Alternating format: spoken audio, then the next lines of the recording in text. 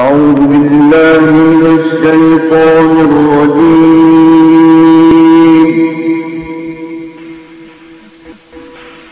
بسم الله الرحمن الرحيم. من الشيطان الرجيم. بسم الله الرحمن الرحيم. والتین، قسم ہے تین کی، والزیتون، قسم ہے زیتون کی، وطوری، قسم ہے طور کی، سینین، درختوں والا، وہذا البلد الامین، قسم ہے اس امن والے شہر کی، لقد خلقنا الانسان، تحقیق ہم نے پیدا کیا ہے انسان کو، فی احسن تقویم، بہترین صورت میں، ثم رددناہ،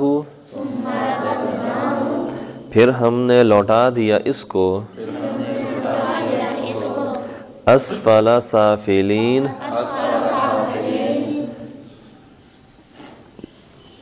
نچلوں سے نیچے،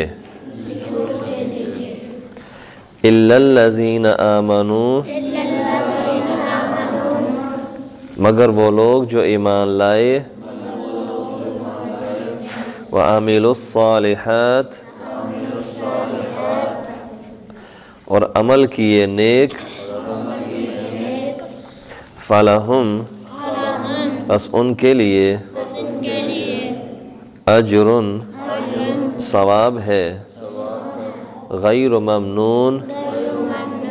بغیر روکے، فَمَا يُكَذِّبُكَ، کیا چیز تجھے تکذیب کراتی ہے، بعد بالدین، اس کلام کے بعد جزا سے، الیس اللہ، کیا نہیں ہے اللہ، بے احکم الحاکمین، تمام فیصلہ کرنے والوں سے بڑا فیصلہ کرنے والا۔ اس سورت کے اندر بھی رب ذوالجلال نے سورت کا آغاز قسموں ہی سے کیا ہے، اور یہاں رب ذوالجلال نے قسمیں دو پھلوں کی اٹھائی ہیں آغاز کے اندر، والتین، قسم ہے تین کی، تین سے مراد انجیر، والزیتون، اور قسم ہے زیتون کی۔ انجیر کے بارے میں مفسرین کہتے ہیں کہ اس کی بڑی خاص اس کی خوبی ہے، اور اس کو بنایا رب ذوالجلال نے بڑا اعتدال کے ساتھ، بڑا خوبصورتی سے اس کو تیار کی ہے کہ جیسا اندر ہے ویسا ہی باہر ہے، اور بغیر بیج کے، اور بڑا مناسب سا ایک لقمے کی صورت میں ہے، جو تازہ انجیر جو ہوتی ہے عام طور پر ہمارے بازار سے ملتی ہے، خشک انجیر ملتی ہے، لیکن جو تازہ انجیر ہوتی ہے وہ ایک لقمے کے برابر ہوتی ہے کہ انسان آرام سے ایک لقمے کی صورت میں اس کو کھا سکتا ہے، ذائقہ بھی بڑا مزیدار ہے، اور اس کا جو اثر اور تاثیر ہے وہ بھی بڑی عمدہ ہے، خالص۔ اور اس طریقے سے زیتون وہ بھی بڑا نایاب پھل ہے، اور بڑا قیمتی اور صحت افزا پھل ہے، پھل کے طور پہ بھی کام آ جاتا ہے اور تیل میں بھی کام آتا ہے۔ تو رب نے دونوں پھلوں کی قسم اٹھائی، اور آگے سے قسم اٹھائی وطوری، قسم ہے طور کی، اور صحابہ کہتے ہیں سور سے مراد وہی طور ہے جس پر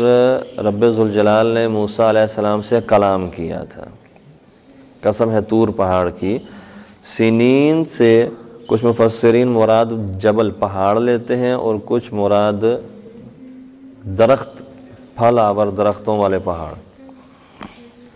تو اس اعتبار سے وہ طور سینین قسم ہے طور کی جو پھل آور درختوں والا ہے، جو درختوں والا ہے، وَهَذَا الْبَلَدِ الْأَمِينَ، اور اس امن والے شہر کی قسم، یعنی مکہ شہر کی قسم، جس کو رب ذوالجلال نے اتنا امن والا بنا دیا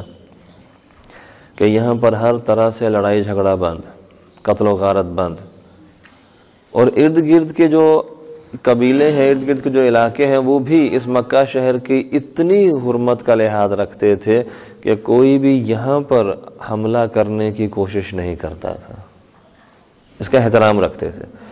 بلکہ صرف شہر ہی کا نہیں، اس شہر کے جو رہائشی ہیں اگر وہ کہیں جا رہے ہیں، تجارت کی غرض سے بھی جا رہے ہیں، تو ان کا بھی اتنا لحاظ رکھا جاتا تھا کہ بھئی یہ بیت اللہ کے متولی ہیں، حرم کے رہائشی ہیں، تو ان کو نقصان نہیں پہنچانا۔ انسان تو دور، یہاں کے جو چرند پرند اور حیوان ہیں ان تک کو امن دے دیا گیا کہ یہاں کا جو جانور ہے اسے شکار بھی نہیں کیا جائے گا، اسے ڈرا کے بھگایا بھی نہیں جائے گا۔ اور پھر اس سے بھی بڑھ گئے کہ اگر کوئی قاتل قتل کر کے یہاں آ گیا ہے تو عوض میں اسے قتل نہیں کیا جائے گا، یہاں حرم میں قتل نہیں کیا جائے گا جب تک وہ باہر نہ نکل جائے حرم سے۔ تو رب ذوالجلال نے شہر کی بھی قسم اٹھائی کہ جس کو ہم نے لوگوں کے لیے امن والا بنا دیا ہے۔ لَقَدْ خَلَقْنَا الْإِنسَانَ، یقیناً ہم نے اس انسان کو پیدا کیا ہے، اس کی تخلیق ہم نے کی ہے فی احسن تقویم، بہترین صورت تخلیق کی، بہترین صورت میں، شکل و صورت کے اعتبار سے بھی، وجود اور قد قامت کے اعتبار سے بھی بہترین صورت ہے، اور پھر اس لحاظ سے بھی بہترین صورت ہے کہ جتنی مخلوق رب نے بنائی ہے اگر ہم اس مخلوق کا مشاہدہ کریں، تھوڑا دھیان دیں، تو ہر مخلوق اپنے کھانے کے لیے اپنی گردن کو زمین کی طرف جھکاتی ہے، نیچے جھکاتی ہے اپنی خوراک اٹھانے کے لیے۔ لیکن انسان کو رب نے ایسا پیدا کیا ہے کہ انسان اپنے سر کو اپنی جگہ رکھتے ہوئے ہاتھ کا استعمال کرتے ہوئے چیز منہ تک لے کے جاتا ہے۔ باقی تمام مخلوق جو ہے وہ جھک کر چلتی ہے، اور انسان ہے کہ یہ سیدھا اپنے پیروں کے اوپر اپنے پورے قد کا استعمال کرتے ہوئے یہ چلا کرتا ہے۔ تو بہترین صورت میں رب نے پیدا کی ہے، شکل و صورت کے اعتبار سے بہترین، اور اس کے جو معاملات ہیں زندگی گزارنے کے اور معاملات کے اعتبار سے بھی یہ بہترین مخلوق ہے رب کی پیدا کی ہوئی۔ پھر اس کے ساتھ رب نے کہا کہ ہم نے اتنی بہترین مخلوق پیدا کی، لیکن پھر اس کے ساتھ ثم رددناہ اسفل سافلین، پھر ہم نے رددناہ، اس کو لوٹا دیا، ہم نے اس کو لوٹا دیا، اسفل، سب سے نیچے، سافلین، نچلوں میں سے بھی نیچے لوٹا دیا۔ اکثر مفسرین نے اس کی تفسیر جو ہے وہ اس انداز سے کی ہے کہ انسان جب پیدا ہوتا ہے تو چھوٹی عمر سے وہ جوانی تک جاتا ہے، جوانی کے آگے پھر وہ بڑھاپے کو جاتا ہے، اور بڑھاپے سے پھر ادھیڑ عمر ہو جاتی ہے، جس کو قرآن نے بیان کیا لِكَيْ لَا يَعْلَمَ مِن بَعْدِ عِلْمٍ شَيْئًا، کہ پھر اس کی ایسی کیفیت اور ایسی حالت ہو جاتی ہے کہ یہ پوری زندگی جس نے گزاری، یہ باشعور انسان تھا، اسے صحیح اور غلط کا علم تھا، لیکن اب اس حالت میں پہنچ گیا ہے گویا کہ اسے کسی صحیح غلط کا علم ہی نہیں ہے، پتہ ہی نہیں ہے، اتنی ادھیڑ عمر ہو جاتی ہے، یہاں تک چلا جاتا ہے، رذیل عمر تک، جو ہم لوگ اکثر دیکھتے ہیں اپنے گھروں کے اندر، کبھی کوئی بزرگ ہو جائے زیادہ عمر کا تو پھر وہ بیچارہ بستر پر ہی پڑا رہتا ہے، یا اگر تھوڑا بہت چلے پھرے بھی تو اس کو اتنا شعور نہیں ہوتا، اور بسا اوقات کپڑوں میں ہی اس کا پخانہ پیشاب بھی نکل جاتا ہے۔ وہ انتہائی ادھیڑ عمر کی علامات ہوتی ہیں، پھر منہ سے رالیں بیچارے کے نکل رہی ہوتی ہیں، بڑی خستہ حالت ہوتی ہے، اور ذہن بھی اسی طریقے سے پھر کام نہیں کرتا،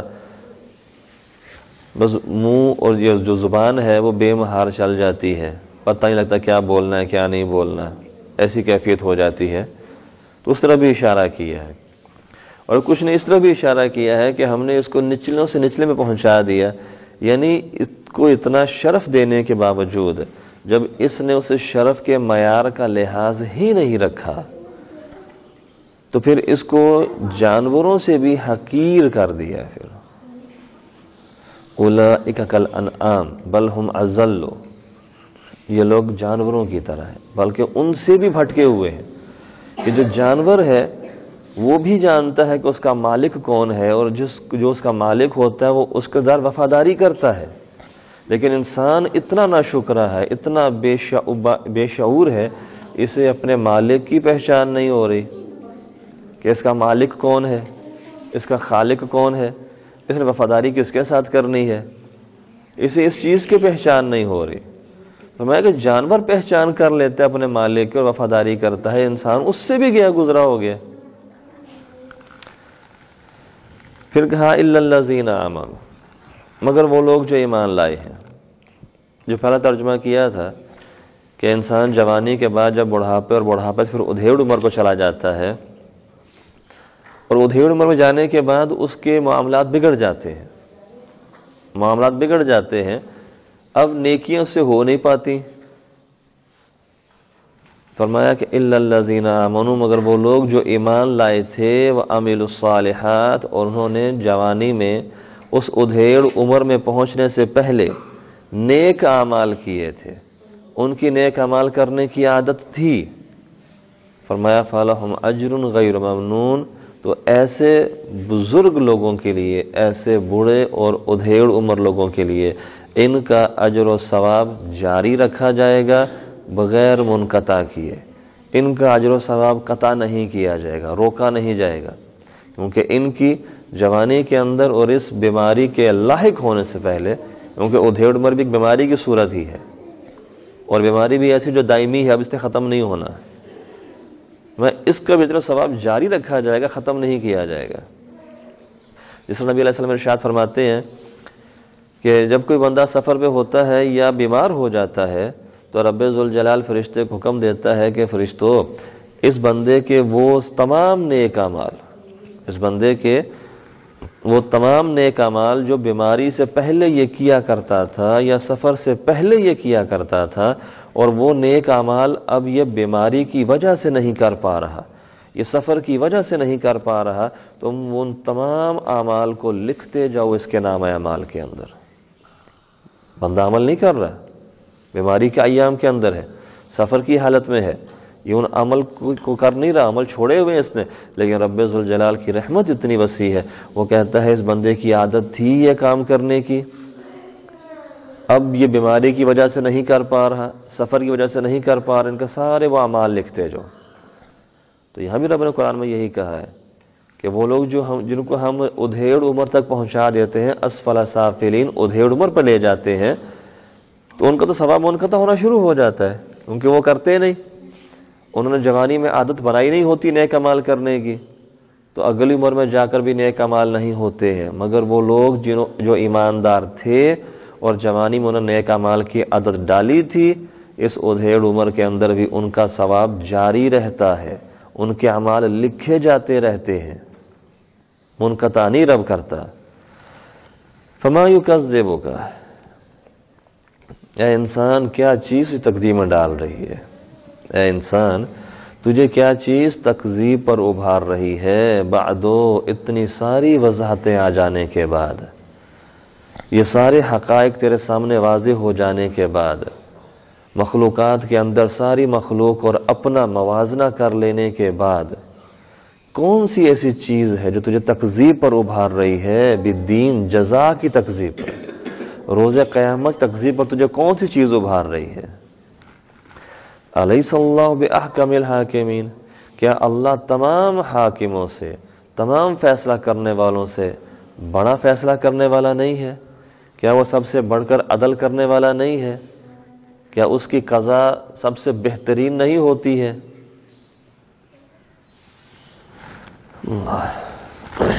ترجمہ دوبارہ کر لیں اس کا۔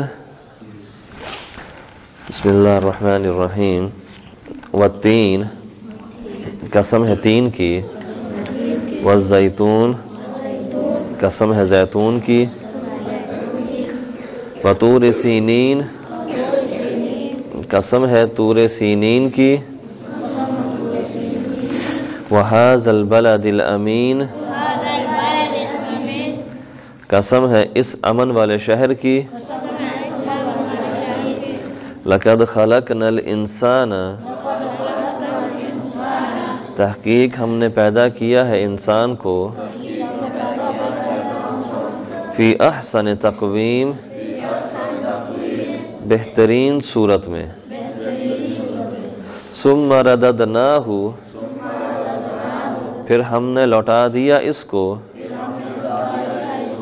اسفل سافلین